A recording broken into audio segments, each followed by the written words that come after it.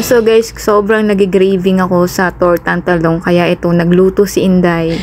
Nako, sino ba naman hindi nakaka-miss ang kumain ng talong? Grabe, sobrang nakaka-miss talaga. Kaya ito naisipan ni Inday na magluto ng tortang talong. Baka naman iba yung talong ang naiisip nyo, ha? Siyempre gustong gusto ko talaga itong tortang talong na to. At paparte lang ko siya ng mamaya patay sa akin ng rice na to at ubos sagrado.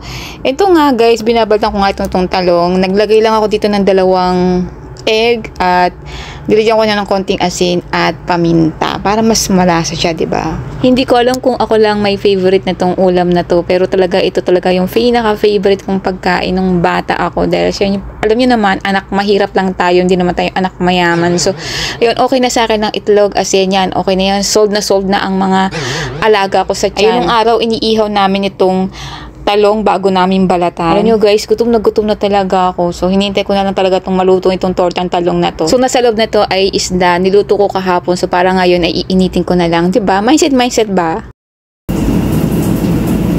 So, tignan natin. Uy, medyo luto na siya. Okay na siya. Init ko lang naman yan. At niluto ko yung kahapon para today ay initin na lang siya.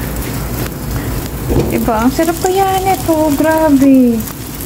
Ito na nga guys, nakikita ko na yung katotohanan na malapit na siyang maluto at malapit ko na rin siyang kainin. Yeah, ito na nga guys, ay luto na din. Natapos na rin ang paghihirap ko dito sa tortang talong at maya-maya lang, mamumukbang na ako. Sobrang dami ko talagang gutom. So, yun lang. Thank you for watching and see you in my next video. Bye!